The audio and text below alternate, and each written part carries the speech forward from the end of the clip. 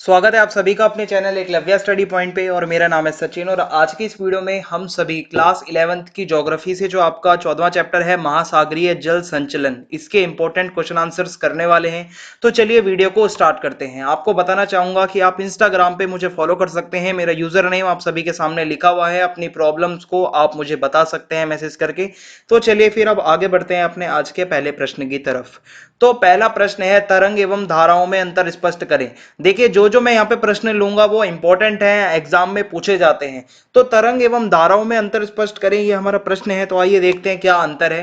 तो पहले तो अगर आप यहाँ पे देख सकते हो कि तरंगे, ठीक है, तरंगों का जल ऊपर नीचे तथा आगे पीछे हिलता रहता है, जबकि जो धाराओं में जो जल होता है वो एक स्थान से दूसरे स्थान पर आगे बढ़ता रहता है। ओके, यहाँ पे ऊपर नीचे वाला ज्यादा सीन नहीं होता, यहाँ पे आगे ही आगे बढ़ता रहता है, ठीक है।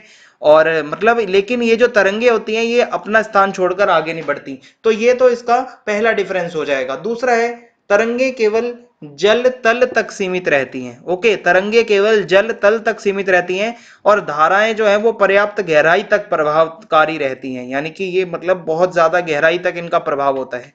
तरंगों का वेग वायु के प्रचलन पर निर्भर करता है, यानी कि तरंगों की जो स्पीड होती है वो उसी तरीके से रहती है जिस हिसाब से हवा चल रही होती है। वहीं धाराएं जो है वो स्थायी पवनों के प्रभाव से चलती हैं, ठंडे तटों को गर्म कर देती हैं, ठीक है। अगर मतलब ठंडी धारा होगी या मतलब अगर सॉरी गर्म धारा है तो वो ठंडे तट को गर्म कर सकती है अगर गर्म जल धारा है। तरंगों का आकार जल की गहराई पर निर्भर करता है, और लेकिन जो धाराएं होती हैं वो हमेशा विशाल आकार की होती हैं और इनके मिलने वाले क्षेत्र जो हैं वो मछलियों से भरे रहते हैं, ठीक है, जहाँ पे मतलब ये ठंडी गर्म जल धाराएं भी मिलती हैं। तो इस तरीके के जो क्षेत्र होते हैं, और तरंगे स्थायी होती हैं और सदा बनती बिगड़ती रहती हैं। धाराएं जो है वो सदा मतलब जो है स्थायी होती हैं तथा निरंतर निश्चित दिशा में बहती रहती हैं। तो मतलब इसमें क्या है कि तरंगे अस्थायी होती हैं और सदा बनती बिगड़ती रहती हैं, लेकिन धाराएं जो है वो सदा स्थायी होती हैं, ठीक है। अब आगे अगला प्रश्न है, ज्वार भाटा क्या है, इसके प्रमुख प्रकार बताइए, ठीक है, तथा इसके महत्व का वर्णन कीजिए। तो ज्वार भाटा क्या है, समुद्र का जल का जो स्तर होता है वो सदा एक सा नहीं रहता, ठीक है। नियमित रूप से वो एक मतलब नियमित रूप से दिन में 2 बार ऊपर उठता है और तथा नीचे भी उतरता है, ठीक है। समुद्री जल स्तर के ऊपर उठने को ज्वार कहते हैं, यानी कि पानी अगर ऊपर उठ रहा है तो वो ज्वार कहलाता है, नीचे उतरता है तो वो भाटा कहलाता है। तो ये तो सिंपल सा है। पूर्णमासी तथा अमावस्या के ज्वार की ऊंचाई अन्य दिनों की अपेक्षा 20% अधिक होती है, क्योंकि ज्यादा आकर्षण होता है और ये महीने में 2 बार होती है। तो इस तरीके से ये हो जाएगा। अब ज्वार भाटा के कुछ प्रकार होते हैं। देखो, आवृत्ति के आधार पर इसके जो प्रकार हैं वो है अर्ध दैनिक ज्वार, यानी कि ये सबसे नॉर्मल ज्वारी प्रक्रिया होती है। इसके अंतर्गत प्रत्येक दिन 2 उच्च और 2 निम्न ज्वार आते हैं, यानी कि 2 ऊंचे और 2 थोड़े से कम ज्वार आते हैं। 2 लगातार उच्च एवं निम्न ज्वार समान ऊंचाई के होते हैं, ठीक है। ये तो आवृत्ति के आधार पर पहला हो गया। फिर है दैनिक ज्वार। दैनिक ज्वार में क्या है, इसमें प्रतिदिन केवल एक उच्च तथा एक निम्न ज्वार, और उच्च और निम्न ज्वारों की ऊंचाई समान होती है। अब फिर आगे है मिश्रित ज्वार। ऐसे ज्वार भाटा जिनकी ऊंचाई में भिन्नता होती है उसे हम मिश्रित ज्वार भाटा कहते हैं, यानी कि जिनमें ऊंचाई बराबर ना हो। इनकी लोकेशन की अगर मैं बात करूं तो उत्तर अमेरिका के पश्चिमी तटों पर ये आते हैं। प्रशांत महासागर के बहुत से द्वीप हैं जहां पर ऐसे ज्वार भाटे आते हैं। अब सूर्य चंद्रमा पृथ्वी की स्थिति पर आधारित, देखो ज्वार भाटा के प्रकार अलग अलग होते हैं। अब हम यहाँ पे देखेंगे कि सूर्य चंद्रमा पृथ्वी की स्थिति पर आधारित कितने प्रकार के ज्वार भाटा हैं। तो पहला है उच्च ज्वार। उच्च ज्वार क्या होता है, पृथ्वी के संदर्भ में सूर्य और चंद्रमा की स्थिति ज्वार की ऊंचाई को प्रत्यक्ष रूप से प्रभावित करती है, ठीक है। और जब तीनों एक सीधी रेखा में होते हैं तो ज्वार का उभार अधिकतम होता है। ये चीजें याद रखना जो मैं आपको बता रहा हूं, कि जो पृथ्वी सूर्य चंद्रमा जो है ये बहुत ज्यादा प्रभावित करते हैं ज्वार भाटा मतलब जो होता है। ऐसा महीने में 2 बार ही होता है, पूर्णिमा और अमावस्या के दिन। फिर है निम्न ज्वार। उच्च ज्वार तथा निम्न ज्वार के बीच 7 दिन का अंतर होता है और इस समय सूर्य तथा चंद्रमा एक दूसरे के समकोण पर होते हैं। सूर्य तथा चंद्रमा के गुरुत्व बल एक दूसरे के विरुद्ध कार्य करते हैं। ये हमारा निम्न ज्वार है।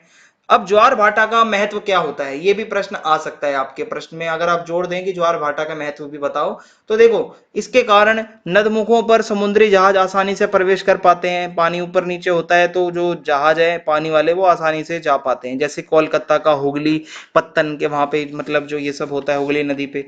मछली पकड़ने वाले जो नाविक होते हैं वो भाटे के साथ समुद्र में आ जाते हैं और ज्वार के साथ बाहर चले जाते हैं। तो ये हो जाएगा यहाँ पे। फिर है ज्वार भाटे से बहुत सी बहुमूल्य वस्तुएं भी हमें समुद्र के किनारे मिल जाती हैं, जैसे कि शंख हो गया, सीप, घोंगे। ओके, ज्वार भाटा से तटीय नगरों में गंदगी और प्रदूषण साफ हो जाता है, पानी आता जाता रहता है, ठीक है, तो ये हो जाएगा हमारा। फिर है ज्वार भाटे के कारण समुद्री जल गतिमान रहता है, जिसके कारण शीत प्रदेशों में पानी जम नहीं पाता। ज्वार भाटा रहता है तो पानी जमता नहीं है, मूवमेंट बनी रहती है। ज्वार भाटे से विद्युत निर्माण में भी मतलब काफी ज्यादा मदद मिलती है, ज्वारीय ऊर्जा, अगर आपने सुना हो। अब अगला प्रश्न है, महासागरीय धाराओं का गहराई और तापमान के आधार पर वर्गीकरण कीजिए। ठीक है, ये भी प्रश्न आ सकता है। तो महासागरीय धारा क्या होता है, पहले तो आपको ये पता होना चाहिए। तो महासागरों के एक भाग से दूसरे भाग की ओर लगातार एक विशेष दिशा में जल अगर बहता है तो वो महासागरीय धारा कहलाती है हमारी। ठीक है, अब यहाँ पे इसके कुछ प्रकार हैं। गहराई के आधार पर जो उसका पहला प्रकार है वो है ऊपरी जलधारा, यानी कि महासागरीय जल का 10% भाग जो है वो ऊपरी जलधारा के रूप में होता है, और ये लगभग 400 मीटर गहरी होती है जलधारा। वहीं जो गहरी जलधारा होती है वो महासागरीय जल का 90% भाग जो है वो गहरी जलधारा के रूप में होता है, और ये मतलब बहुत ज्यादा गहरी होती हैं, और ये महासागरों का जो घनत्व होता है और जो गुरुत्व की भिन्नता के कारण ये जो जलधाराएं हैं ये बहती हैं। ठीक है, फिर है तापमान के आधार पर गर्म जलधारा, यानी कि ये जलधाराएं गर्म होती हैं, गर्म क्षेत्रों से ठंडे क्षेत्रों की तरफ चलती हैं। ठीक है, इसलिए इनको गर्म जलधारा कहा जाता है। और भूमध्य रेखा से चलती हैं ये, यानी कि गर्म इलाका है वो, और ध्रुवों की ओर जाती हैं। इनके जल का तापमान जो है बहुत गर्म होता है, तो आने वाले जो मतलब जो और भी जो उनके क्षेत्र में जो आता है पानी वगैरह, ये उनसे बहुत ज्यादा गर्म होती है। ठीक है, ये धाराएं जिन क्षेत्रों में चलती हैं वहां का तापमान बढ़ जाता है। ठीक है, जैसे कि गल्फ स्ट्रीम। अब आगे बढ़ते हैं, ठंडी जलधारा। जो धाराएं ठंडे क्षेत्रों से गर्म क्षेत्रों की ओर चलती हैं उन्हें हम ठंडी जलधारा कहते हैं। ये ध्रुवों से भूमध्य रेखा की ओर चलती हैं, और इनके जल का तापमान बहुत ही कम होता है और जल के मुकाबले। ठीक है, ये धाराएं जिन क्षेत्रों में चलती हैं वहां का तापमान घटा देती हैं, जैसे कि लेब्राडोर एक ये जलधारा का नाम है। महासागरीय धाराओं के कौन कौन से प्रभाव होते हैं, ये भी प्रश्न आ सकता है। तो महासागरीय धाराओं के कारण अन्य जलवायविक परिवर्तन भी हो सकते हैं, जैसे कि कोहरा, आर्द्रता। ठंडी और गर्म जलधाराओं के मिलने के स्थान पर प्लैंकटन की बढ़ोतरी होती है। देखो, जहां ठंडी और गर्म जलधारा मिलती हैं तो वहां पे मछलियां बहुत पाई जाती हैं, तो ये होता है। ये धाराएं अपने आसपास के स्थल क्षेत्र के तापमान को प्रभावित करती हैं, यानी कि गर्म जलधारा जहां से जाएगी वो क्षेत्रों को गर्म कर देगी, वहीं अगर ठंडी जलधारा है तो वो ठंडा कर देगी। ठंडी जलधाराएं स्थल क्षेत्र के तापमान को कम कर देती हैं, और गर्म जो जलधाराएं होती हैं वो तापमान को बढ़ा देती हैं। तो ये सिंपल सा था। समुद्री तरंग क्या है, उसकी विशेषताएं बताओ। ठीक है, तो समुद्री तरंग क्या है, देखो वास्तव में जल की वह स्थिति होती है जिसमें जल एक ही स्थान पर ऊपर नीचे होता है। ठीक है, आगे पीछे नहीं होता, ऊपर नीचे होता है, परंतु अपने स्थान को वो छोड़कर और स्थान पे वो पानी नहीं जाता, वहीं ऊपर नीचे होता रहता है, केवल ऊर्जा का प्रवाह होता है। ठीक है, और मतलब इनका आकार कैसा होगा ये जल की गहराई पर निर्भर करता है। तो इस तरीके से जो है कुछ जल धाराएं, सॉरी जल धाराएं नहीं, ये जो तरंगे हैं ये दिखती हैं, आपने देखा होगा कि ये अपनी जगह पे ही ऊपर नीचे इस तरीके से होती रहती हैं समुद्रों में, अगर आपने देखा हो। अब इसकी कुछ विशेषताएं होती हैं, जैसे कि तरंग शिखर एवं गर्त। तो तरंग शिखर एवं गर्त क्या है, मैं आपको बताता हूं यहाँ पे, कि एक तरंग के उच्चतम एवं निम्नतम बिंदुओं को शिखर और गर्त कहा जाता है। गर्त अगर आप देखोगे तो ये सबसे निम्नतम बिंदु है, और ये जो है सबसे टॉप पे ये शिखर होता है इसका तरंग का। ठीक है, और तरंग की ऊंचाई, इसमें क्या है, यह तरंग के गर्त और शिखर की ऊर्ध्वाधर दूरी है। समझ में आ रहा है आपको, ये ऊर्ध्वाधर दूरी होती है। और उसके बाद आगे बढ़ते हैं, तरंग आयाम, यह तरंग की ऊंचाई का आधा भाग होता है, यानी कि जितनी तरंग ऊंची होगी उसका आधा भाग।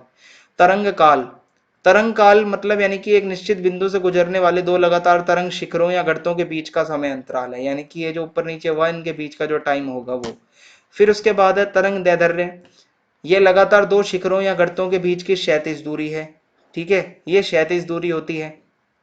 फिर है जल के माध्यम से जो मतलब यहाँ पे अब गति की अगर हम बात करें तो गति करने की जो दर होती है, जिस गति से वो तरंग मतलब चल रही होती है, वो हमारी तरंग गति कहलाती है। इसको मापने के लिए नॉट का यूज होता है, जो इकाई होती है वो नॉट होती है। ठीक है, तो ये कुछ विशेषताएं हैं तरंग की, मैंने चैप्टर को अच्छे से एक्सप्लेन भी कर रखा है, जिसकी वीडियो आप सर्च मार के देख सकते हैं।